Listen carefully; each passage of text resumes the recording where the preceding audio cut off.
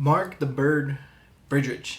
It is a fascinating story, one that I had not heard of before until I was listening to another baseball podcast that mentioned his name.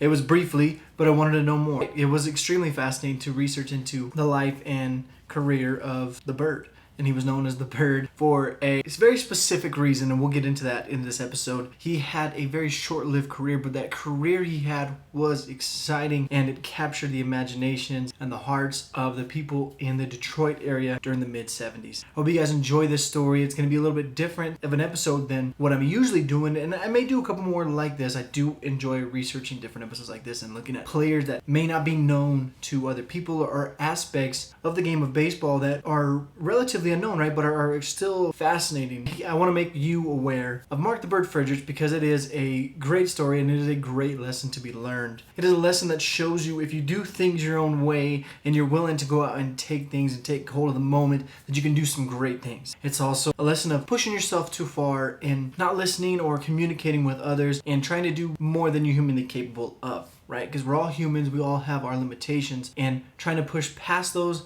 and trying to do too much can sometimes be detrimental to our livelihoods. So Mark the Bird Fidrych was a fire that burned bright and hot and fast. Hope you guys enjoy it.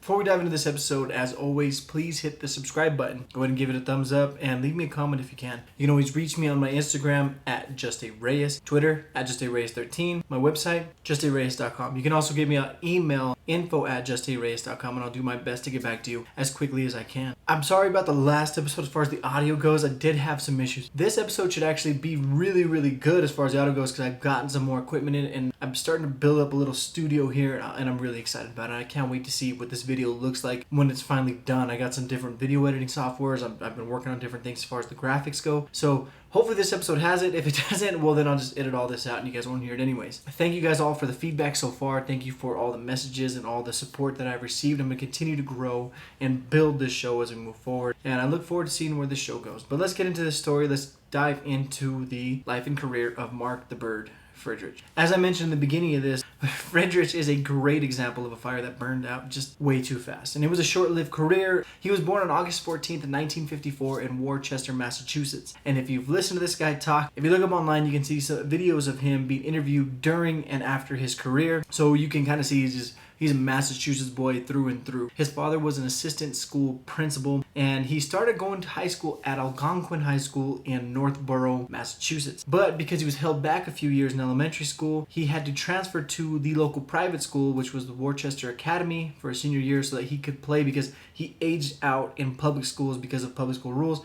He had to go to the private school, and he played his last year, his senior year there. Still, he wasn't a star when he played in high school. He wasn't really, so he was good enough to go to the private school to play another year, but he wasn't this stud. He wasn't really looked at by many big name colleges. He wasn't really looked at in the draft. Still, there was a few teams like the Tigers and Red Sox that were intrigued because he had a lively fastball. If you throw hard, he can get the MPHs up there. If you've ever played baseball, you understand somebody will give you a look. Somebody will give you a look if you're throwing. Nowadays, it's got to be 95 plus. Then I'm sure it was about 90 plus. You got a lively fastball, somebody's going to give you a look, and that's what happened here with Fidrych. It was actually because of Joe Cusick, and he was the Tigers' New England area scout. He recommended Fidrych to the team, and the team decided to take a flyer on him in the 10th round. If you listen to the past episode talking about different things, you understand that the amateur draft is multiple rounds long. It's a very, very long draft. Obviously, 2020, 2021 are now being shortened. I won't get into it. Definitely disagree with a lot of it, as many people do. But it's being shortened. Usually it's a very, very long draft. So he's taken the 10th round, which is obviously not early on, not later either. So someone liked him enough with his fastball that they felt they could take him in the 10th without trying to reach for him early or letting him drop too far. Perfect opportunity to take a chance on a guy like Fidrych. And it paid off immensely, right? And this is in 1974. So he starts 1974, he gets drafted. That winter, he goes to Florida for the Florida Instructional League. And after the draft, he's helped there to prep for the 1975 season, right? So usually what happens is you get drafts in June, and you get some time because the college baseball season season ends, depending on how far you go. The draft is in June, and then you either have to report right away, or sometimes they give you a little bit of a break. It depends. You're usually reporting to rookie ball or Class A ball. Again, depending on your talent and what level they kind of want to put you at, 99% of the time it's going to be rookie ball or Class A ball. Doesn't seem like it was happening that way in the 70s. So he was drafted in June, and then he waited till the winter leagues. He had that time off, high school draft, winter leagues. He goes to play again in Florida. He began in 1975. The following year, still in Florida in Class A Florida State League with the Lakeland Tigers. And this is where he received his nicknames. And he received his nicknames because he is a tall individual. He is 6'3" and has this long blonde hair, lanky, gangly. They say he looks just like Big Bird. 1975, Class A Florida. He does pretty good there. He starts off 5-9, 117 innings, and he has 73 strikeouts. They're happy with what they see. So mid-season, so he doesn't go full season, goes half season. Mid-season, he is moved up to the AA Southern League. For a 10th round pick, it's pretty good. That's a solid start for a 18, 19-year-old kid straight out of high school. He only spends 2 weeks there, however, because they move him to a reliever. Doesn't really work out there. It seems like the AA experience could have been a loss. However, it was important to him because that's where he started to learn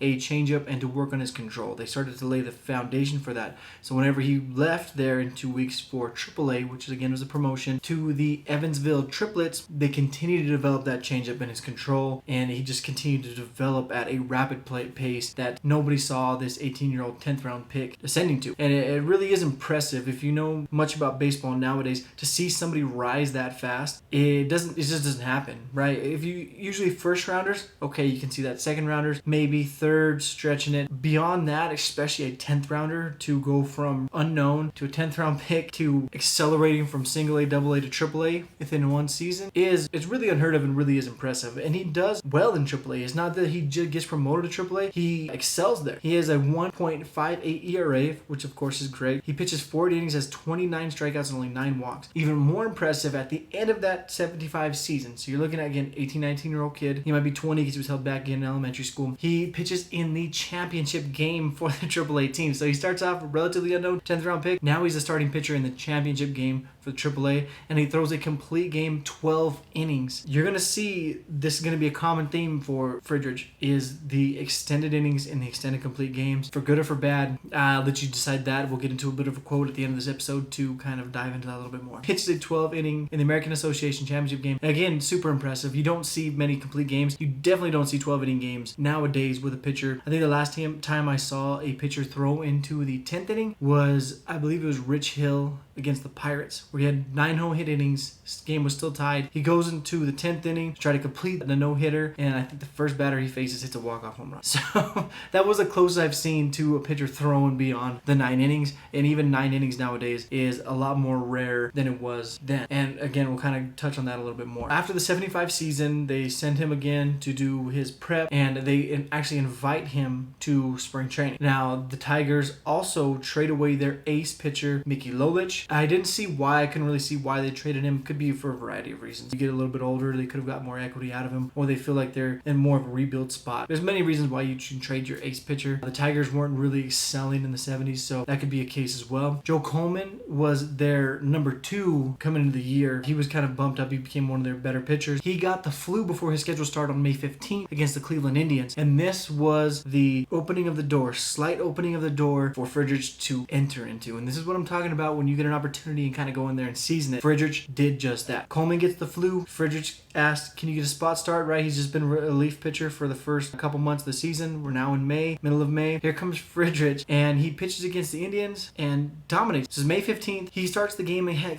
off with 6 no-hit innings. Again, this guy was a 10th round pick. He was an unknown guy, and now he is in the major leagues at 20 years old, and he starts the game off with 6 no-hit innings. Like, it's easy, and that's not the way that it should be. He finishes the game with a complete game in a 2-1 victory. It doesn't happen in your major league debuts at any era. I don't care who it was. It doesn't happen very, very often. That game really kind of introduces him to the Detroit area. People start to want to go see this quirky guy, because it wasn't just that he threw well. Fidrych was entertaining to watch. The time during the 70s, it was still very much a boys club. It was still much the pushing the professionalism and not as much of the quirkiness of baseball, which nowadays is more commonplace. You see a lot of weird players that do have little rituals. Trevor Bauer is the one that comes to my mind. I remember watching him at UCLA when he had his hat that he wouldn't clean clean ever for his 4 years there. He had his weird warm-up routine. Pitchers especially are weird. They're weird individuals. Baseball players are weird individuals. Wasn't that way in the 70s. You weren't allowed to be that way. There may have been some guys, but they kept it to themselves because, again, it was frowned upon. You had to be professional all the time. It's like every team wanted to be like the Yankees. Now, people want to be like the Yankees nowadays, but not because of the professionalism, keeping it shaved.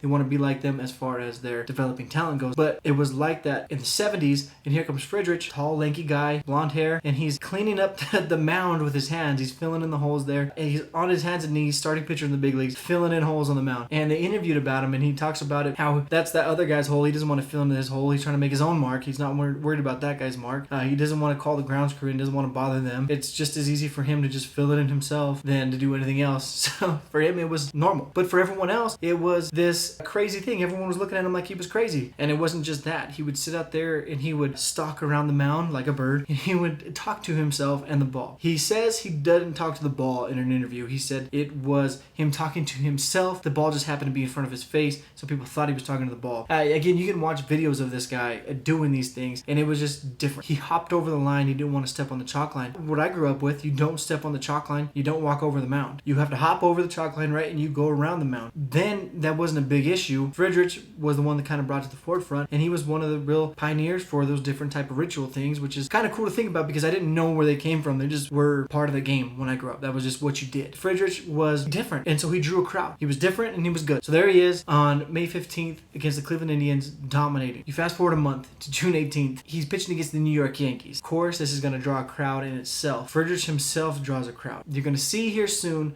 that, yes, you can say it's because of the Yankees. This game was on national TV, which there was very, very few games on national TV at the time. Very, very few. It was really rare to be on national television. It was rare to be on TV, even rare to be on national television. So that was going to draw a crowd, but they were there to see the bird. They were there, and make no mistake about it, they were there to see the bird. His legend had kind of grown by then in the area, and people were just flocking to it. You had 47,855 people in attendance that game, and it was reported that 10,000 plus more got turned away at the gate. That's crazy to think about in Detroit at the time, because if you look to May 15th, right back to his Major League debut, there's only 14,583 people in the stands. Now he's got 40, 50 more than that showing up to the stadium to watch him pitch a month later, right? Again, yes, the Yankees, yes, national television, but they were there to see the bird. They were the bird watchers. And you know they were there to see the bird because at the end of the game, after he completely dominated the Yankees on national television with a complete game, 7 hits, no walks, only 1 run on a solo shot by Rod Hendricks, the crowd started yelling for him. We want the bird. We want the bird. We want the bird. And he comes out and does this super long standing ovation, right? He goes and tips the cap. They call it the curtain call, and he's out there forever. It's funny to see him because he's a 21-year-old kid, or he's about to be 21 in August. Doesn't know any better. He's just out there having fun, and he's dominating the New York Yankees. It's insane to think about, like the guy's career and how it started. It's one of the greatest what-if stories for a reason. Complete game, they won 5-1, beating the Yankees, so he's starting his career off with a bang. Not only does he throw well, he also draws a crowd. So during his 18 home starts as a rookie, attendance was nearly equal to the 63 other starts that he wasn't a part of. The Tigers' attendance in 1975, the year before, was 1,058,836. In 76, his rookie year, it jumped to 1,467,020 people. And you got to think, he didn't start throwing till May 15th. And the crowds didn't really start gaining till the end of May. So you're looking at April, May, 2 months of the year that they kind of lost on a lot of attendance because he wasn't throwing. And it's still a huge increase, a 39% increase. If you know anything about trying to gain a crowd and grow your audience, 39% is astronomical. It's really, really good. And he was, again, this rookie, he was this tall, gangly, weird rookie. The Yankees were quoted as just, they did not like him at all. They didn't like his weirdness. They didn't like that he was dominating them. They didn't think he was any good. He was a different bird. See, he had at least 3 starts, but he attracted more than 50,000 people, and 4 if you include that Yankees game where they turned away 10,000 people. They said there was people trying to look underneath the fences and climb over the fences to see him throw. This guy was a nobody from Massachusetts 2 years before, now he's drawing 50,000 plus people to come see him pitch. His rookie numbers are insane, really. They're really, really good. He is 19-9, 234 at ERA, 24 complete games. 24 complete games. 250 innings thrown as a rookie. If you listen to past episodes, you know how hard it is for players to push that 200 innings limit. Now, it's different nowadays because a lot of teams put cappers on innings and they don't want to extend their players too much. Now you have bullpen specialists that kind of help that out. There's a reason for it, and Fidrych is a big part of that reason for it. But he had 250 innings pitched. He only had 97 Ks because he was more of a contact pitcher. 53 walks, a 1.59 ERA plus, and a 3.15 FIP. All really good. So good, in fact, that he became the All-Star Game starter. Now, I did some digging, and there's only been 3 other rookies to start the All-Star Game. The first one was in the 60s at Dave Stenhouse, and he was 28 years old. And his numbers weren't nearly as good as the Birds. He was only 11-12, 3.65 ERA, 9 complete games, 197 innings, 123 Ks, 90 walks, 111 ERA plus. Not terrible, but not great. He was 28 years old, a lot older, obviously, than Fidrych. He was 8 years older than him. You move forward to the 80s, right? So you have the 60s Stenhouse, 70s Fidrych, 80s Fernando Mania. Fernando Valenzuela is a 20-year-old rookie from Mexico for the Dodgers. He went 13-7 that year, 2.48 ERA, only 11 complete games as baseball starts to change, and 8 shutouts, 192.1 innings, 180 Ks, a lot more, 61 walks, 135 ERA plus, and a 2.44 FIP. Now, the ERA plus is not as good as Fidrych's. He had 159, but the FIP is a little bit better. It depends on the metrics you want to go to. Both had outstanding seasons. They're really similar. The last one on the list is you go to the 90s. So now you had one in the 60s, 70s, 80s, and now the 90s is another Dodger. You go from Fernando in the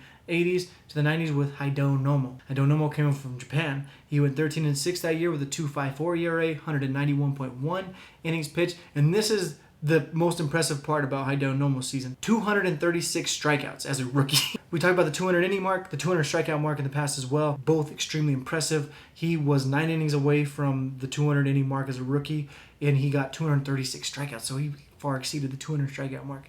He had only 78 walks with those strikeouts, a 1.49 ERA plus, and a 2.89 FIP. And again, Fernando, Fidrych, Hideo Nomo numbers are all really similar. Stenhouse really with the not as great years as the other guys. There was one other pitcher to almost make it in the 2010s, this last decade. Nobody in the 2000s got close. The 2010s, there was one person that got close, and the only reason he didn't qualify is because he threw just 9 more innings than he should have the year before. So in baseball, to qualify as a rookie, you have to throw less than 50 innings, or you have to be up in the bigs for a certain amount of days. You can't be up there for a certain amount of days or throw for a certain amount of innings, or you no longer qualify as a rookie. And if he'd have thrown 9 less innings the year before, he would have been a rookie, and he did start the All-Star game. And this is in 2013, I'm sorry. 2012 was whenever he did qualify as a rookie for 59 innings. 2013 is when he started the All-Star game. I'm going to give you a second to guess. If you listen to the podcast, don't cheat, but I'll give you a second to guess.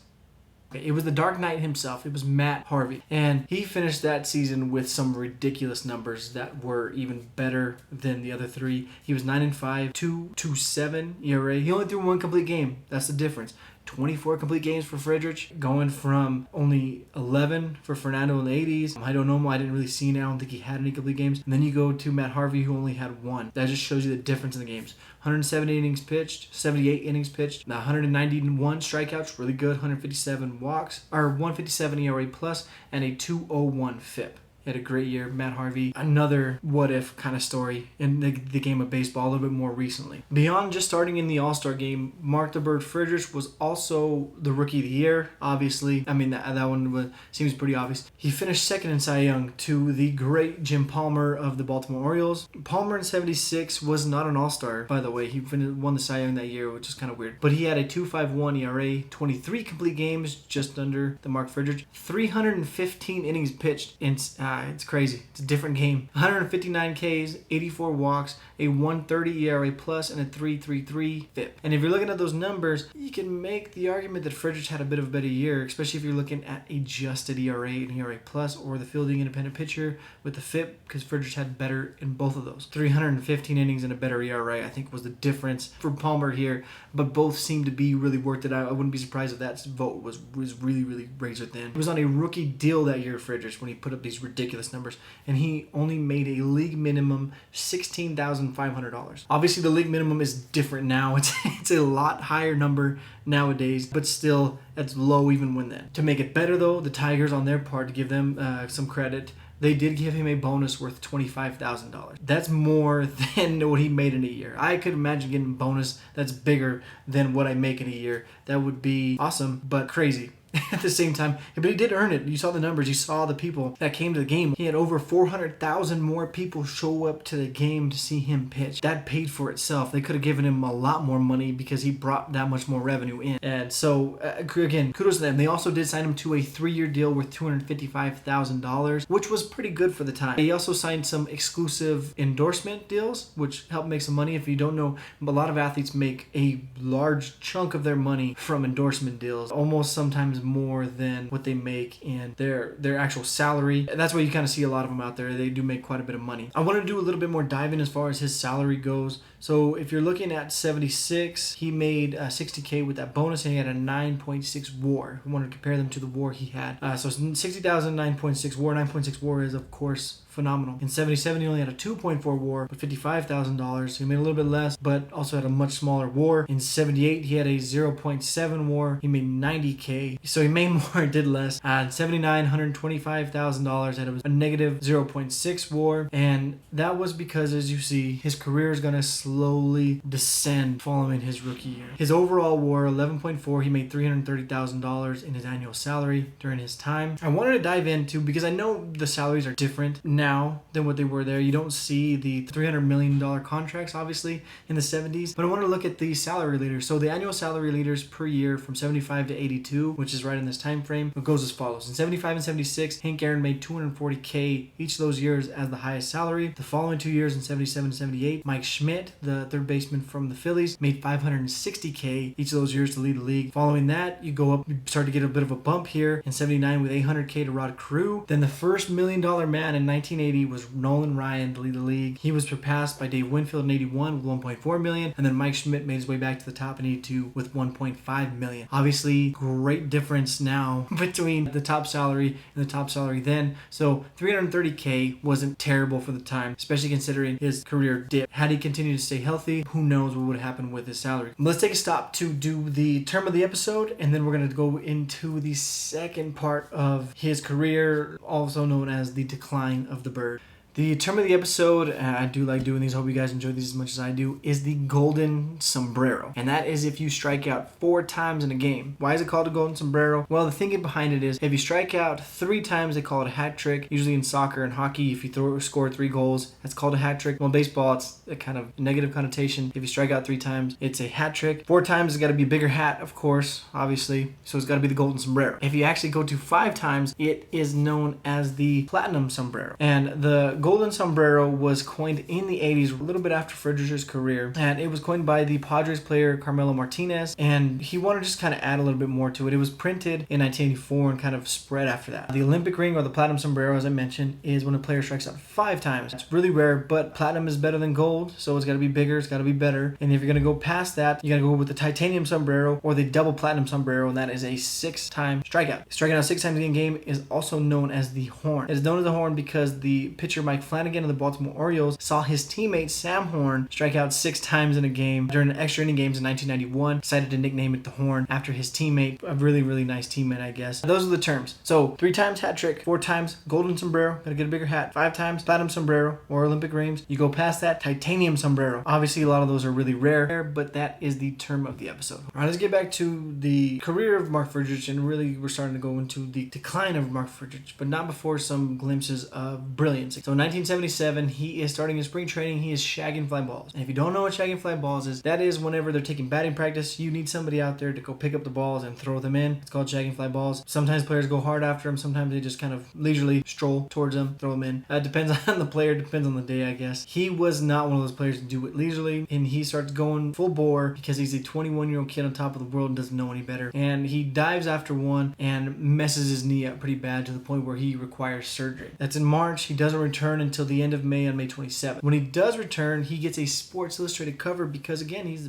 Mark the Bird Fidrych, he's entertaining to watch and he draws a crowd. In fact, his return, he had 44,027 people in attendance. Still, it was the beginning of the end as far as the injuries go. Continuing in 1977, as he started, right, that first game, he started like he never left. So when he returned, he has this huge crowd, and he starts to dominate again. He goes 7 complete games and 8 starts. Again, unheard of. 7 complete games, 8 starts. He was dominant again. But on July 4th, 1977, he tears his rotator cuff in a game against Baltimore. He gave up 6 runs in 5 2/3 innings, and he was actually kind of cruising until about the 5th. And this is his quote: "About the 5th inning, something happened, and the arm just went dead." He tried to keep pitching because he didn't know any better, and he's one of those guys that just wants to keep going and going and going. Didn't want to listen to his body, didn't want to tell anybody, just wanted to keep throwing. He wasn't diagnosed until 1985 because they didn't really understand rotator cuffs until then. They didn't really have the surgery until then, and he had the surgery, but by that point, his career was over and the damage was already done. Again, if he would have been around later, or if the surgery would have been earlier, who knows what would have happened with his career. But what we do know is that this was kind of going to be the theme for him. The rotator cuff is going to become a big issue for his career. He tried to keep pitching but could not finish the first inning in his next 2 starts and was shut down on July 12th for the rest of the season. He makes it almost midway, and they decided to shut him down, which was the right thing to do. He was clearly not right. He was going from complete game after complete game to getting knocked around in the 5th inning when something happened to not even finishing the first inning in consecutive starts. I think you have to shut him down at that point, which is the right move by the Tigers. Opening day 78, you fast forward to the following season, right? That he rests all that offseason, he comes back. He pitches a complete game and gets the win in opening day because he's the Bird and he just goes out there and gets it done. He doesn't know any better. He keeps getting it done. His next start saw him throw another complete game victory, and this time he gets another Sports Illustrated cover on April 24th. However, his 3rd start would be his last before being shut down again. So he makes it 3 starts into his 1978 season, and things start to go a bit sour for him again. We go to 1979. He wants to keep going. He wants to keep proving himself. He's still relatively young. He's 23, 24 years old at the time. He wants to come back, do it again. Fidrych persists on pitching again. He goes 4 starts with an ERA of 10.43, and he gets shut down once more. Clearly not right. 1980. He's 23, 24, right? Somewhere in that time frame. He makes only 9 starts, although he does win his final start of the season, which actually came in the last game of the 1980 season. But still, things weren't right. They shut him down. They release him. The Red Sox pick him up on a minor league deal to kick the tires on him, see what they can get out of him. He is a Massachusetts boy. They did look at him when he was coming out of high school. Doesn't work out, and he finds himself out of baseball and owning a trucking business in his hometown of Northborough, Massachusetts. A quick descent. As we talked about the WAR earlier, right? He goes 76 with 9.6, 77 2.4, 78 0.7, 79 negative 0.6, 80 negative 0.7. Quick descent. And it all stems because of that injury. It could have descended from that leg injury. I'm gonna get you a quote here in a second to kind of touch on that a little bit more. But you look at his career, his first year, obviously his rookie year was sensational. Year 2 was pretty good as well. He was an All-Star that year, but he was hurt, obviously shut down July 12th before the All-Star game happened. But he was voted onto the All-Star team. He was 6-4, 2.34 ERA. He had 7 complete games, 81 innings, 42 Ks, 12 walks, a 1.49 ERA plus, and a 2.50 FIP. So you can say he was even better year 2 than he was year 1. He just didn't get a chance to throw that often. Year 3 through 5 total, he went 16 starts, 3 complete games, 81 innings. For his career, Fidrych went 29-19, 3.10 ERA. He had 34 complete games, 412 innings pitched, 170 Ks, 99 walks, 1.26 ERA plus, and a 3.33 FIP. It was phenomenal numbers. Great career numbers, if only it was longer. He was cut in 1980, and then he attempted a comeback with the Red Sox in 82-83 before retiring. He decided to call it quits on his own in 1983 to own a trucking business, as we mentioned, and we'll get into that trucking business here in a second. But I did want to share that quote with you guys. I talked about a quote throughout the episode. This is the quote I'm talking about. This comes from saber.org, and they are a sabermetrics organization. They do a lot of the advanced metrics. This is what they had to say. The knee injury before the 1977 season may have precipitated a change in his pitching motion, which in turn may have caused the tear in his rotator. There's certainly no question that he threw a high percentage of complete games in his starts. In the period of 1976 to 1978, Fidrych threw complete games in 77%, 33 of 43 of his starts. Although pitch count for his starts were not recorded, the number of batters he faced can be calculated. In 1976, Fidrych faced 34 or more batters in 17 of his starts, giving an approximate average of 3.5 pitches per batter faced. Fidrych at age 21, with 1 full season in the minors behind him, was likely throwing more than 120 pitches in most of the games he pitched. In one game, he faced 47 batters, which meant he threw approximately 165 pitches. 165 pitches in one game. That's insane. There's a cap for most pitchers at 100. You can see some of them get extended extended to 110. But usually when I'm watching a game and another guy's dealing, I'm waiting for him to hit that 100 mark so they can get him out of there so my team can do a little bit better. Now with Fidrych, he just keeps on throwing. 77% of his games were complete games. And that's what I'm talking about. The knee injury may have been the start, because if you know about injuries, especially sports injuries, if you injure one part of your body, you can at times try to compensate for that injury, and then you try to put a little bit more strain on another part of your body that's not used to getting that much strain, and that can cause further damage and further issues. They didn't know a lot of this in the 70s. If he'd pitched nowadays, who knows what would happen, right? He's definitely a different style pitcher than what they have now. The quirkiness isn't going to throw people off. There's a lot more of a swing and miss type stuff. He's more of a contact hitter pitcher. So we don't know what he would look like nowadays. What we do know is that somebody whose career starts off with that high of an ascent is treated with a little bit more care nowadays. And there's also a lot more technology and understanding of how the body works to help prolong their careers and help extend them as the best we can, instead of how Fidrych did it, where, hey guy, welcome back. Let's throw 7 complete games and 8 starts, and let's just go out there and throw all the bullets we have for as many as we can to start off the season. So he did great for them for a while, but they never really got the extended life out of his career like they probably could have or should have. Now, he may have had these issues anyways. We don't know that for sure because we never really got the chance to see it. Just a real shame, because again, he was insane. And not only do you have to be good to throw that many complete games, right? Yeah, it's one thing to say they should have cared for him a little bit more, but you're still really good to get to that point for them to want you to throw that many innings. So he brought in a crowd. He threw well. He was entertaining to watch, and he's one of the biggest what ifs in all of baseball. As I mentioned, he went on to own his own trucking company back in his hometown of Northborough, Mass. And on April 13th, 2009, he passed away at 54 years old. He was working on a Mack truck when he was suffocated when one of a piece of his clothes got tangled up in the truck's takeoff shaft, and a friend of his found him. That was the end of the story of Mark the Bird Fidrych. They did talk about him, I believe, at that All-Star game. This was in April, so no, it was at a baseball game. They did talk about him live on the air.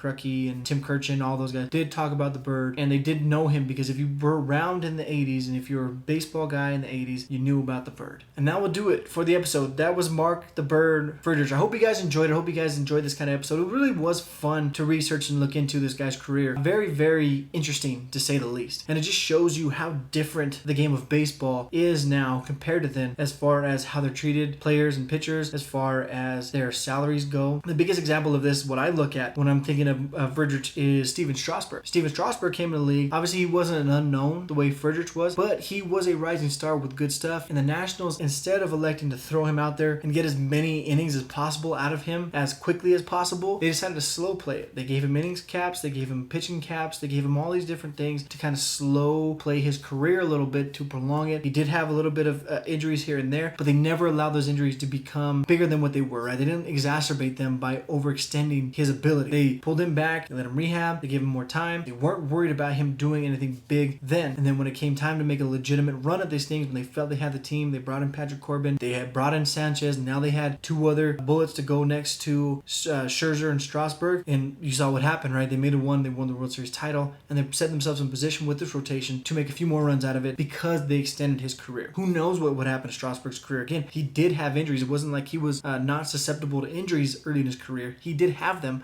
They just protected him from it early, and that really, really paid off. Now, we don't know what it's going to do as far as his career numbers go and what he's looked at as far as the Hall of Fame goes. They do know he did make some good money during this, right? He just got a big time payday this offseason. So, and he does have a World Series ring. So he does have at least those to work on because of how the Nationals handled them. So it's just interesting to look at nowadays, right? To go back and look at why we do these things that we do, right? You look at the quirkiness, the dropping of the chalk lines, why we do those things now. Fidrych was a big part of that. And again, how players are treated and how they're paid. It goes back to then, and it just kind of builds itself. These things don't just happen overnight. They don't think these things up overnight. They are built up over years and years and years of being within the game, different ideas being thrown out there, and the game just being built that way. But again, I hope you guys enjoy this episode. Please reach out to me. Please hit the subscribe button. Please hit the like button. And I can't wait for you guys to kind of see where this show goes. And I'm excited to see how this show turns out, this episode turns out, as far as the editing and all those things go, and how the sound turns out. I'm going to continue to grow the show, and I'm really excited about it. I enjoy doing this. So I hope you guys enjoy it as well. And I'll talk to you guys soon.